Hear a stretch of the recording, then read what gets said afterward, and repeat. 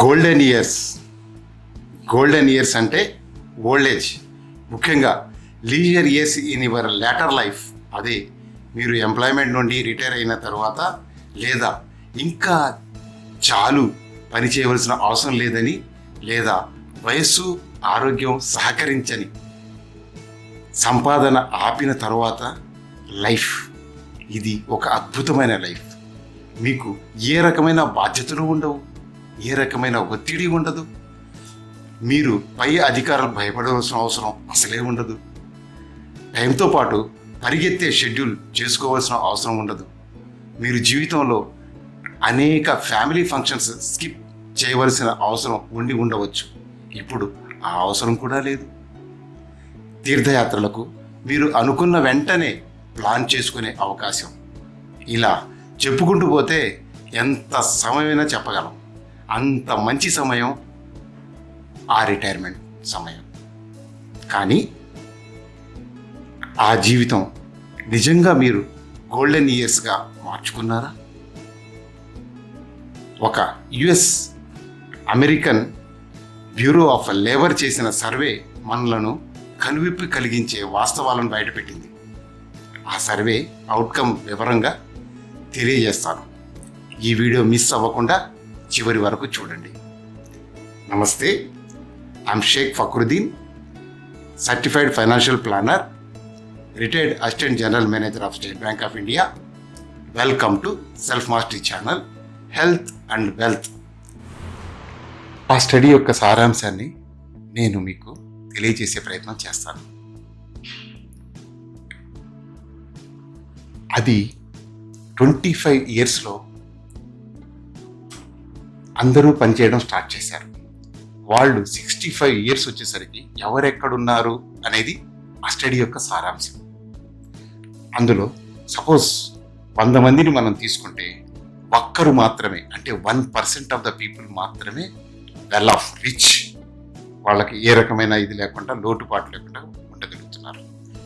ఒక 4% people okay, వాళ్ళ life బాగుంది, అన్ని రకాలుగా బాగుంది అన్నట్టు జరుగుతుంది. అంటే వాళ్ళకు వెనక్కి చూసుకోవాల్సిన పని లేదు, అన్ని రకాలుగాను వాళ్ళు వెల్ ఆఫ్, వాళ్లకు రేపటి గురించి ఆలోచించవలసిన పని లేకుండా గడుస్తున్నది.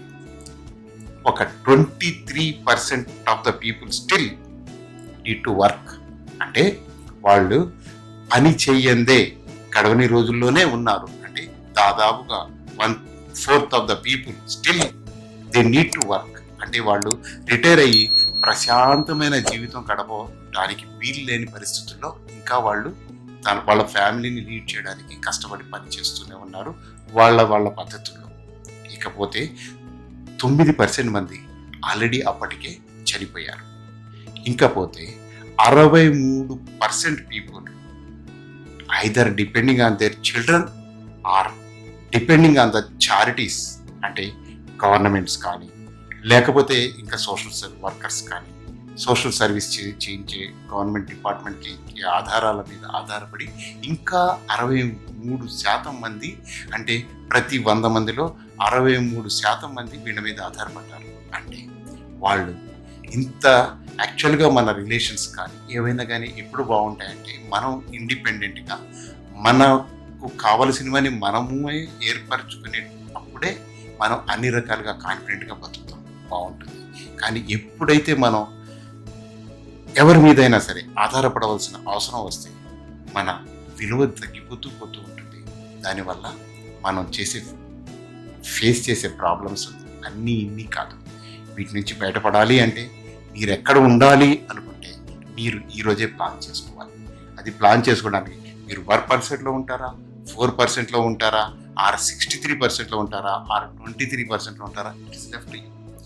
మీరు అర్లీగా డిసైడ్ చేసుకుంటే మీరు మీకు కావలసినవన్నీ ఏ రకమైన లోటుపాటు లేకుండా తీర్చుకునే అవకాశం ఉంటుంది. I hope you will plan for 1% of the people of your contemporaries.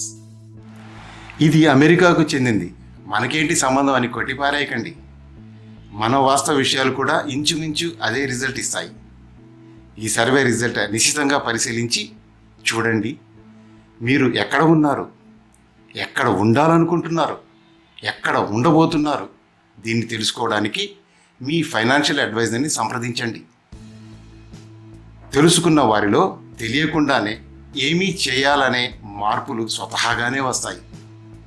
అనేక మంది తరువాత రియలైజ్ అవుతారు, అరే ఇదే విషయం ముందుగా తెలుసుకుంటే నా జీవితం మరో విధంగా ఉండేది కదా అని.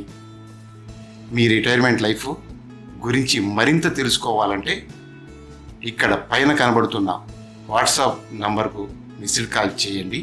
మా టీం మెంబర్స్ మీ ఫ్రీ అపాయింట్మెంట్ ఏర్పాటు చేస్తాయి.